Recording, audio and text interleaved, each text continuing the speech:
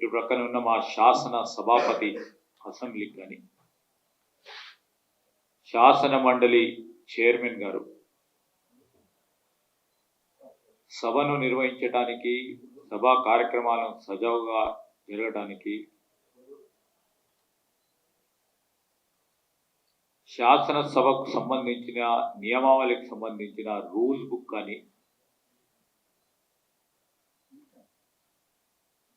అదేవిధంగా కౌల్ అండ్ షెగ్గర్ సంబంధించి అసెంబ్లీ నియమావళికి సంబంధించి పార్లమెంటరీ ప్రాక్టీసెస్ అండ్ ప్రొసీజర్స్ పరంగా ఉన్న అనేక అంశాలను దృష్టిలో పెట్టుకొని, ప్రెసిడెంట్స్ను కూడా దృష్టిలో పెట్టుకొని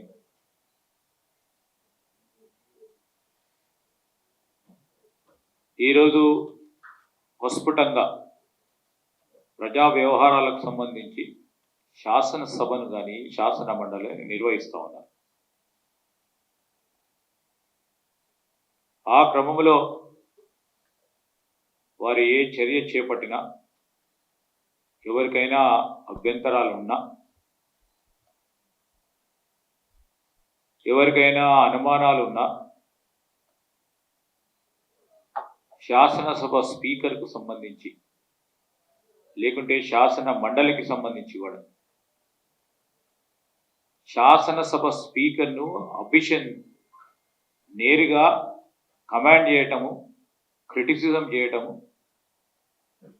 ఈరోజు చైర్ను అప్రతిష్ట పాలు చేయడానికి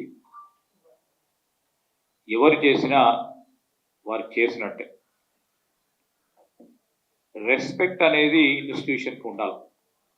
వ్యక్తిగతంగా ఎవరికైనా వారికి వ్యక్తిగత భేదాభిప్రాయాలు ఉండొచ్చు, కానీ చైర్కు సంబంధించి చైర్ పైన కూర్చున్న శాసన సభాపతి గారు చైర్లో కూర్చున్నప్పుడు వారు స్పష్టంగా రూల్స్, ప్రెసిడెంట్స్ దృష్టిలో పెట్టుకొని ప్రతి సందర్భంలో చేస్తూ ఉన్నారు.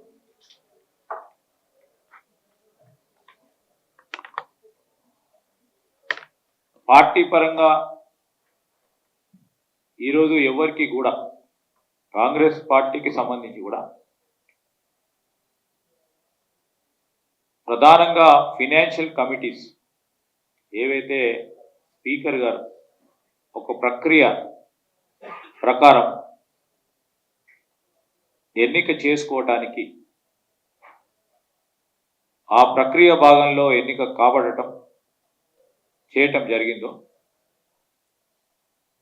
దాని పరంగానే స్పీకర్ గారు నిర్ణయం చేయటం జరిగిన తరుణం. అది స్పీకర్ గారు ఆ అసెంబ్లీకి సంబంధించిన వారు తీసుకున్న నిర్ణయం. మేము కూడా ఎక్కువ మాట్లాడలేము, ఇంకోరు కూడా ఎక్కువ మాట్లాడలేము. ఈరోజు స్పీకర్ గారు సంబంధించి మళ్ళా పార్టీ, కాంగ్రెస్ పార్టీ అని అడ్డగోలుగా ఇష్టారాజ్యంగా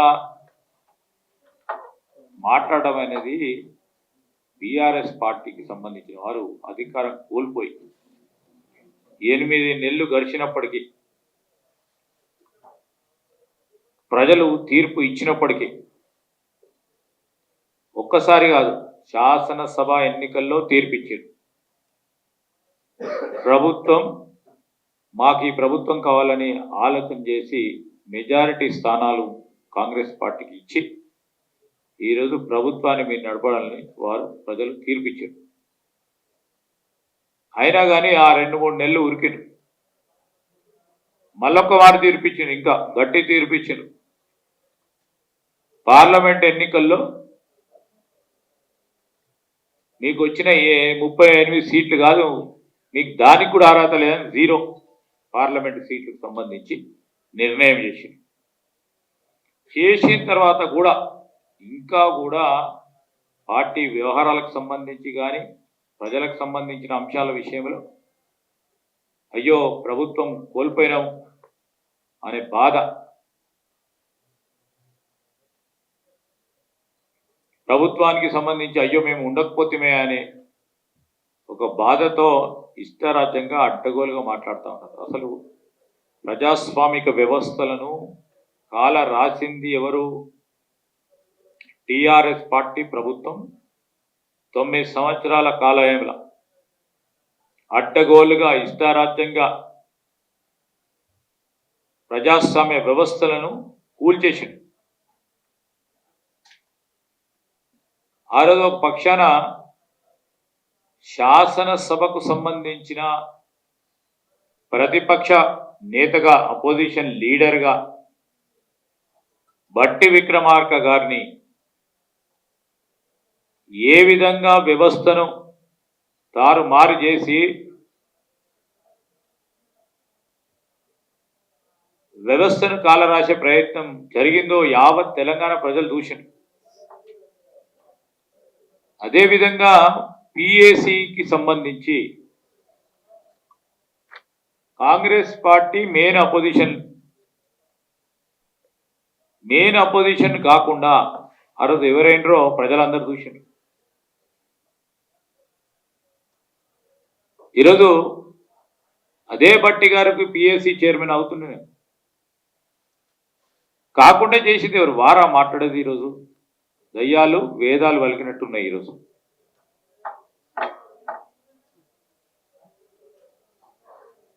ప్రజాస్వామ్య వ్యవస్థలు కానీ అధికార వ్యవస్థలను కూడా మొత్తం ఇష్టారాజ్యంగా అడ్డగోలుగా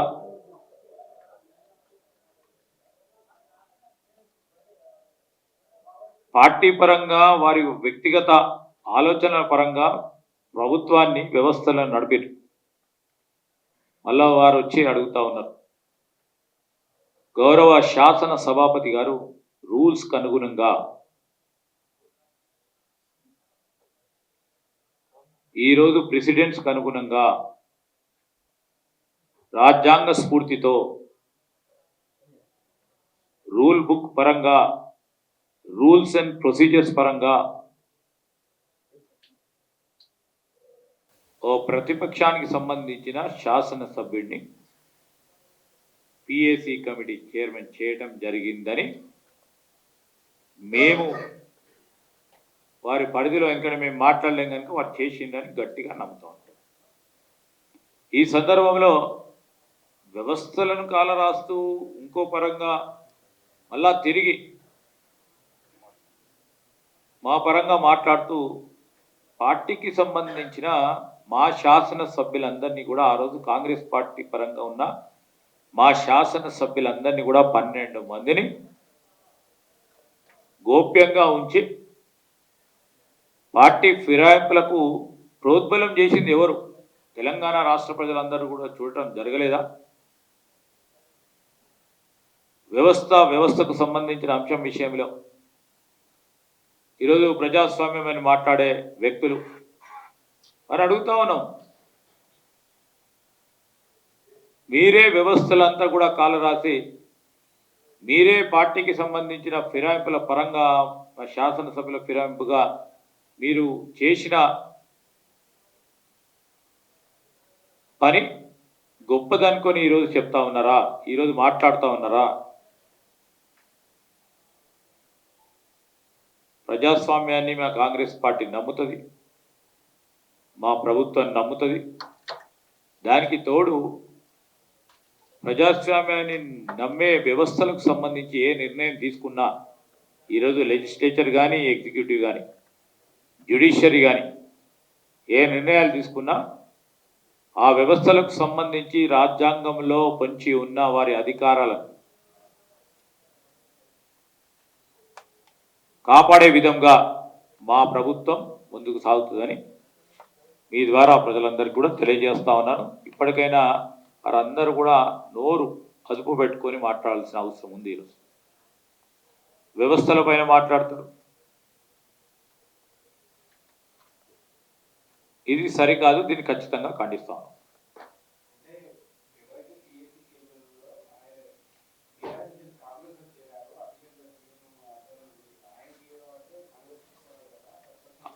వారికి ఏదైనా వ్యక్తిగత అభిప్రాయ భేదాలు ఉంటే వారి పార్టీలో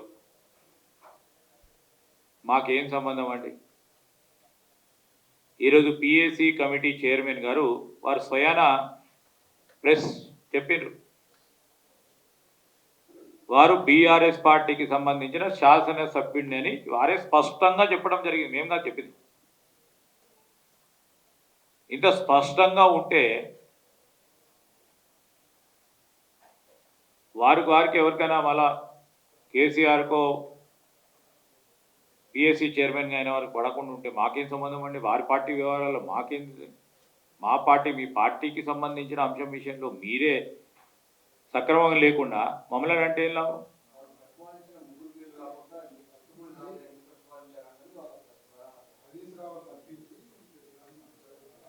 ఎవరు తప్పించి ఎవరు మెచ్చించి ఉండదు అక్కడ. సంఖ్యాబలం పరంగా ముగ్గురికే వస్తుందని రూల్ బుక్లో ఉంది. ఈరోజు వారి పార్టీకి సంబంధించిన శాసనసభ్యులే కదా, నేను కాదు కదా అన్నది, వారు కదా, మా ముఖ్యమంత్రి గారు కాదు, ఇంకోటి మా పిసిసి అధ్యక్షుల వారు అనలే. స్వయాన ఈరోజు పిఏసి కమిటీ చైర్మన్గా నియామకులైన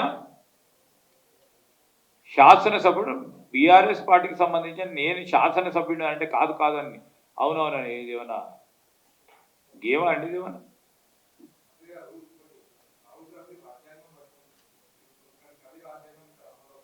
ఎవరు మాట్లాడుతున్నారు రాజ్యాంగం గురించి? ఏ వ్యవస్థ మాట్లాడుతుంది? బీఆర్ఎస్ పార్టీ రాజ్యాంగం గురించి మాట్లాడుతుంది. ఈరోజు రాహుల్ గాంధీ రాజ్యాంగానికి సంబంధించిన అంశం విషయంలో దేశ స్థాయిలో రాజ్యాంగానికి సంబంధించిన స్ఫూర్తిని కూలగొడతా ఉన్నారని దేశవ్యాప్తంగా కాలినడకన పైన పాదయాత్ర చేస్తూ తన కమిట్మెంట్ కన్విక్షన్కు సంబంధించిన అంశం విషయం బీఆర్ఎస్ వాళ్ళు మాట్లాడే నైతిక హక్కు లేదు. రెండవది, ఇక్కడ రాజ్యాంగ స్ఫూర్తితోనే ముందుకు పోతా ఉన్నాం, ఎక్కడ కూడా లేదు. ప్రజాపాలన అంటే నేరుగా ప్రజాపాలన ద్వారానే ప్రజలతోనే పాలన నడిపిస్తామని చెప్పి ఆ విధమైన స్పష్టతతో ముందుకు పోతా ఉన్నాం, సంశయం లేదు. సరే, బీఆర్ఎస్ పార్టీ వాళ్ళకు వారికి ఏదో రాజకీయంగా విమర్శలు చేయాలని రోజుకు 2-3 మార్లు విమర్శలు ఎవరు చేస్తూ ఉన్నారండి? ట్వీట్లు ఎవరు పెడతా ఉన్నారు? ఒకరు ఇద్దరు మీకు తెలుసు. ఒక పరంగా కేటీఆర్ గారు, ఇంకో పరంగా హరీష్ రావు గారు. అసలు బీఆర్ఎస్ పార్టీ వాళ్ళు ఇద్దరిదే తెలుసు కదా, కేసీఆర్ గారు.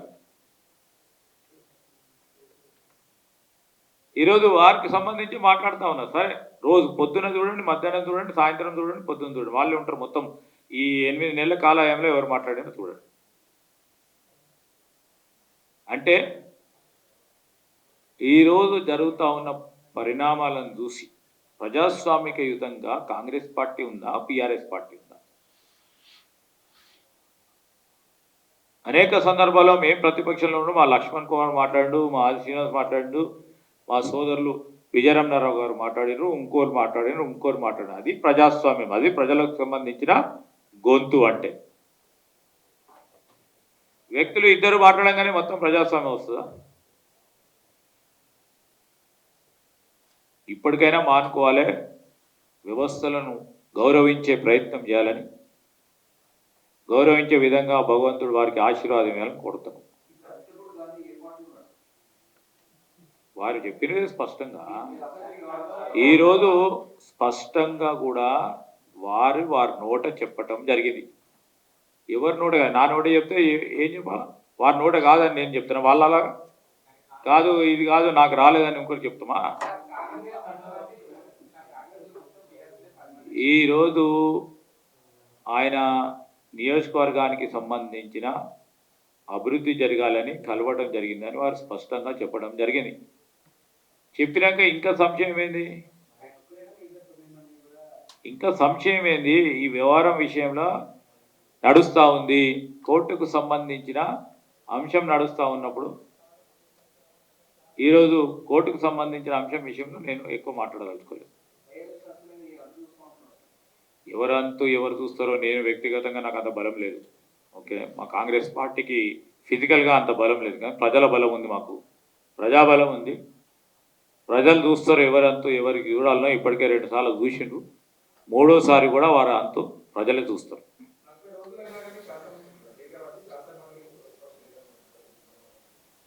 ఈరోజు శాసన మండలి చైర్మన్కు సంబంధించిన అంశం నేను కాదు, ఇంకోరు కాదు మాట్లాడింది. ఎవరు చేయాలది? వారికి సంబంధించి కూడా వారికి ఈరోజు కాదు, రేపు కాదు, మన వరదలు వచ్చినాయి, అంతకుముందు ఇష్యూస్ వచ్చినాయి, ఎలక్కెలు వచ్చినాయి. దాని పరంగా వారికి ఇచ్చిన నిర్ణయం ప్రకారం తప్పకుండా ప్రకటించడం జరుగుతుంది. వ్యవస్థను గౌరవించాలి. వాళ్ళలాగా ఇష్టరాజ్యంగా అడ్డగోలుగా ఎక్కడ కూడా వ్యవస్థకు సంబంధించిన అంశం విషయంలో గౌరవం ఇయ్యాలే ఇచ్చిపుచ్చుకునే కార్యక్రమంలో ఎక్కడ కూడా భంగం కలగకుండా ముందుకు తీసుకెళ్లే కార్యక్రమం చేస్తాం. ఈరోజు అదంతా కోర్టు పరంగా ఉన్న అంశం. నేను ఈరోజు మేము మాట్లాడదలుచుకోవాలి. కోర్టు పరంగా ఉన్న అంశం ఇది. వ్యవహారం నిన్న కూడా తెలుసు. దాని గురించి ఎక్కువ మాట్లాడితే కోర్టుకు మేము ఎందుకంటే కోర్టులను కూడా గౌరవిస్తాం. ఇష్టంగా మాట్లాడలేము.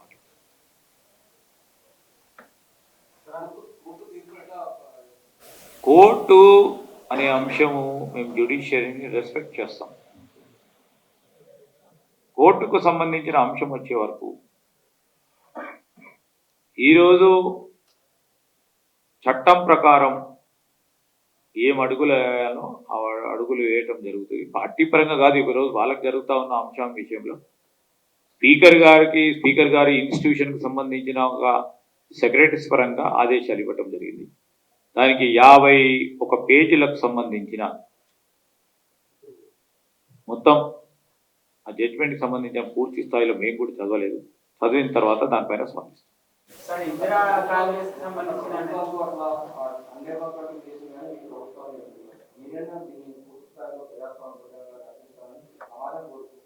డెఫినెట్లీ సమాజం కోరుకునే విధంగా, ప్రజలు కోరుకునే విధంగా మా పరిపాలన యంత్రాంగం ముందుకు నడుస్తుంది. మా పరిపాలన యంత్రాంగానికి సంబంధించి మా పరిధిలో లేని అంశాలు మాకు చుట్టుపెట్టి రాజకీయ లబ్ధి పొందామని ఆలోచన చేసేవారిని అడగండి. మేము ఈ రోజు కానీ ముందు కానీ రాబోయే కాలం కానీ వ్యవస్థలను గౌరవిస్తాం, ప్రజాస్వామ్య వ్యవస్థను గౌరవిస్తాం, చట్టాన్ని గౌరవిస్తాం, రాజ్యాంగ స్ఫూర్తిని ముందుకు తీసుకెళ్లే కార్యాచరణ తీసుకుంటాం. ఇప్పుడు ఎవరన్నా వస్తే కాదని అన్నారు. ఆయన మీనింగ్ ఏంది? మీ పరిపాలన బాగుంది, అభివృద్ధి జరుగుతూ ఉంది, సంక్షేమ కార్యక్రమాలు బాగున్నాయి, వస్తాము అంటే రండి అంటాం, కానీ వద్దు అంటాం. అయింది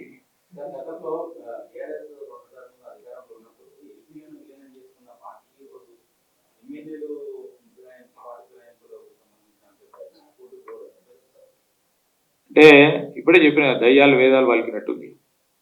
మొత్తం వ్యవస్థలను కూలి చేసిన ఆ వ్యవస్థ, ఆ పార్టీకి సంబంధించిన వ్యవస్థ ఈరోజు మళ్ళా మా మీద ఈ విధంగా అభియోగం పెట్టి, అలిగేషన్స్ పెట్టి రాజకీయంగా లబ్ధి పొందామని ఆలోచన చేస్తే ప్రజలందరూ కూడా చూస్తూ ఉన్నారు. ప్రజలే అన్నిటికీ జవాబు చెప్తారు కనుక మేము కూడా వేచి చూస్తూ ఉన్నాం. ఒక పరంగా చట్టపరంగా, న్యాయపరంగా అన్ని అంశాల విషయంలో ప్రజల దీవెనలు ఉంటే మాకు తప్పకుండా వారు అనుకున్న దానికి ఖచ్చితంగా సమాధానం చెప్తాం.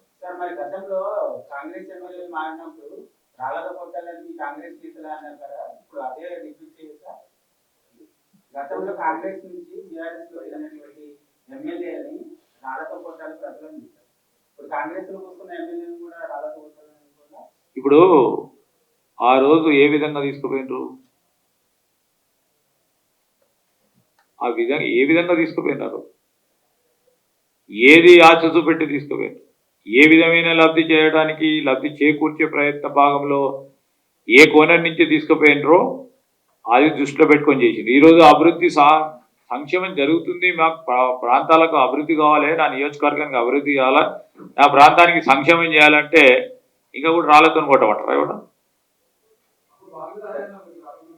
వాళ్ళకి ఏందో ప్రజలకు తెలుసు కనుకనే, మాకు కూడా తెలుసు కనుకనే ఆ రోజు చెప్పడం జరిగింది మా ప్రతిపక్ష నేతలు.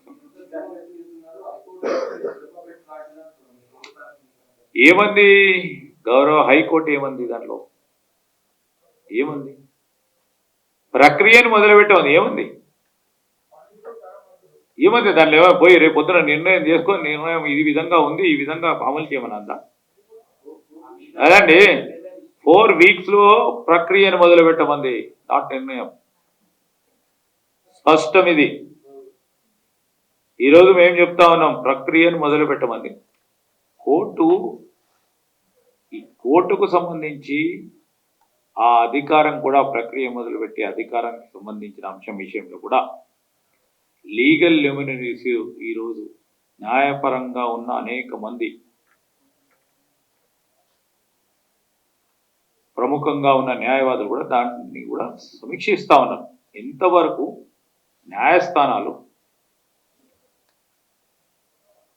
ఈ 10th షెడ్యూల్కు సంబంధించిన అంశం విషయంలో న్యాయస్థానాలు లెజిస్లేచర్కు సంబంధించిన అంశం విషయంలో డైరెక్షన్ ఇవ్వచ్చా రాదా అనే అంశాన్ని కూడా సమీక్ష చేస్తా ఉన్నారు.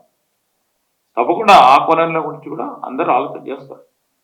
ఎంతవరకు రాజ్యాంగం నిర్ణయం చేసిన అధికారాలు, ఆ అధికారాలకు సంబంధించిన లిమిటేషన్స్, ఆ లిమిటేషన్స్ సంబంధించిన ఎంతవరకు వారు ఓవర్లాపింగ్ చేయకుండా రాజ్యాంగ స్ఫూర్తిని కాపాడే ప్రయత్నం చేయాలి. 10th షెడ్యూల్ ఏమంది, 10th షెడ్యూల్లో ఎక్కడ కూడా ఫలానా రోజులలో చేయాలే నిర్ణయం అని స్పెసిఫిక్గా ఎక్కడ కూడా పేర్కొనలేదు. 10 రోజులు చేయాలన్నా, 20 రోజులు చేయాలన్నా, నెల రోజులు చేయాలన్నా, సంవత్సరంలో చేయాలన్నా, 2 సంవత్సరాలు చేయాలన్నా 10th షెడ్యూల్లో యాంటీ డిఫెక్షన్ కు సంబంధించిన అంశం కోర్టు పరంగా చెప్తాను, ఎక్కడ కూడా మెన్షన్ చేయలేదు.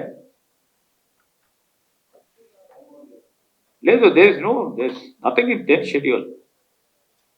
సో అలాంటి సందర్భాలన్నిటిని కూడా ఇక్కడ నేను నాన్ ప్రాక్టీసింగ్ లేయర్ కనుక ఎక్కువ మాట్లాడతలేదు, నిజంగా మొత్తం కూడా చూడలేదు. అంత టెక్నికల్గా కూడా న్యాయ నిపుణులు కూడా దాని గురించి నిన్న గౌరవ హైకోర్టు సంబంధించిన ఇచ్చిన తీర్పుకు సంబంధించి తప్పకుండా దానికి సంబంధించి రాజ్యాంగ స్ఫూర్తికి సంబంధించి జ్యుడిషియరీ ఎంతవరకు లెజిస్లేచర్ని కానీ ఆదేశించవచ్చు అనే అంశం విషయంలో కూడా న్యాయ నిపుణులు నేను నిన్న మొన్న టీవీలో చూస్తా ఉన్నాను. ఆ విషయంలో కూడా తర్జనలు భర్జన జరుగుతుంది.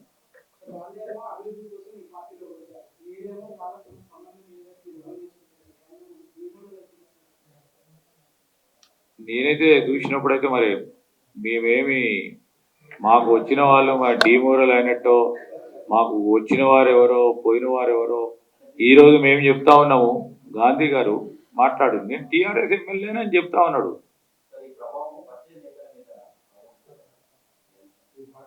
ఇప్పుడు నేతలకు సంబంధించిన వచ్చేవారు మా చెప్పినట్టు ఎవరు వచ్చిన ఆహ్వానం, మేము ఎవరిని ప్రోత్బలం చేస్తలేము, పుష్ చేస్తలేము, ప్రెజర్ పెడతలేము, రావాలని భయపెట్టిస్తలేము. ప్రేమ అభిమానంతో ఈరోజు పనులు కావాలి, వాళ్ళని ఎన్నుకోబడ్డ ప్రజాప్రతినిధులకు ప్రజలకు సంబంధించి ఏదో పని చేయాలనే ఒక తృష్ణ తపన ఉన్నవారు ఆలోచన చేస్తారేమో కాదట అయింది.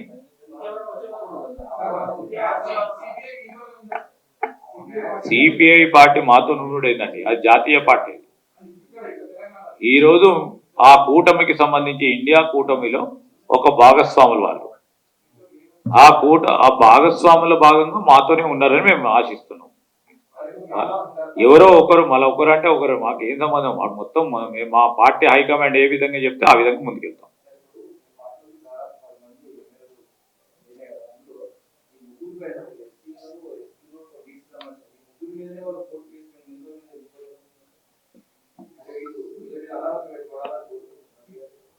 కాదు, ఇప్పుడు వాళ్ళు తీసుకున్న ఆలోచన, వాళ్ళు తీసుకున్న నిర్ణయం, వాళ్ళకు పడకపోవటం నిర్ణయం, వాళ్ళకు ఏమంటారు సామాజిక దృక్పథం విషయంలో అవి ఏమైనా నిర్ణయాలు తీసుకుంటే, ఆ పార్టీ విషయంలో వాళ్ళు ఏం నిర్ణయం తీసుకుంటే ఏం చెప్తాం చెప్పు.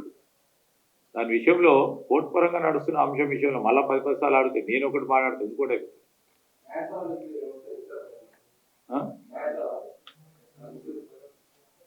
న్యాయ స్థలాలు న్యాయపరంగా ఎవరికి న్యాయం అనిపిస్తే వారు వారు వారు వకీలు పెట్టుకుంటారు, వాళ్ళు ముందుకు పోతారు. కాదు, ఆయన నాలాగానే నాన్ ప్రాక్టీసింగ్ అలా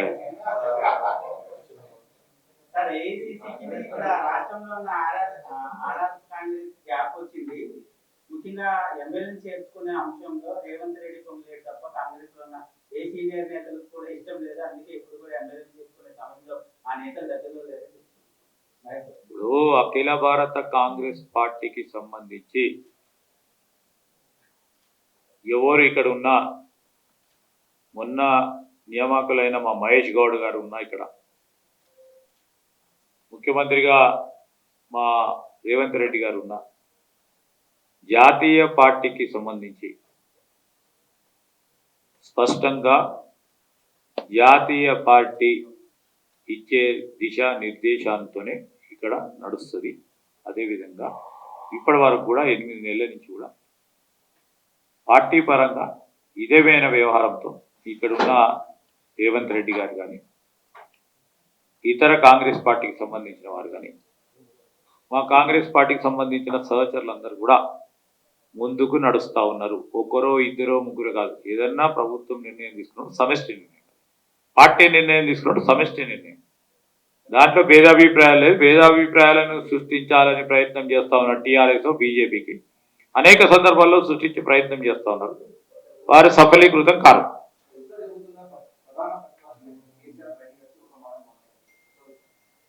ఆయన అడగాలి. ఆయన అనేక సందర్భాల్లో చెప్పినాం మేము.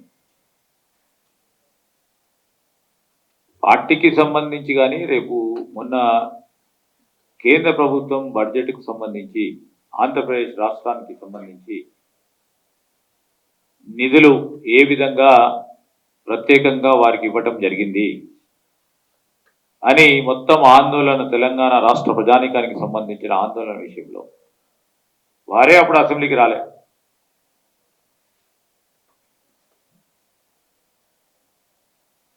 సరే, వారికి ఆరోగ్యం బాగాలేదనో మేమేమంటున్నాము, ముఖ్యమంత్రి గారు కూడా స్పష్టంగా చెప్పడం జరిగింది. 19 సంవత్సరాల కాలం పాటు సుదీర్ఘ అధికార యంత్రాంగానికి సంబంధించిన అనుభవం ఉంది. దాన్ని మనం అందరం షేర్ చేసుకుందాము. మేము అంత డెమోక్రటిక్ గా మీరిచ్చే సలహా సూచనలు స్వీకరిస్తాము. తెలంగాణ రాష్ట్ర ప్రజలకు సంబంధించిన సంక్షేమం అభివృద్ధి విషయంలో మీరు మంచి సూచనలు ఏదైనా చేసినా మేము ఆదరిస్తాము, గౌరవిస్తామని చెప్పిండ్రు. అంత ప్రజాస్వామిక విధానంలో పోతా ఉంటే ఈరోజు వారు రాకపోవడం అనేది అంటే మేము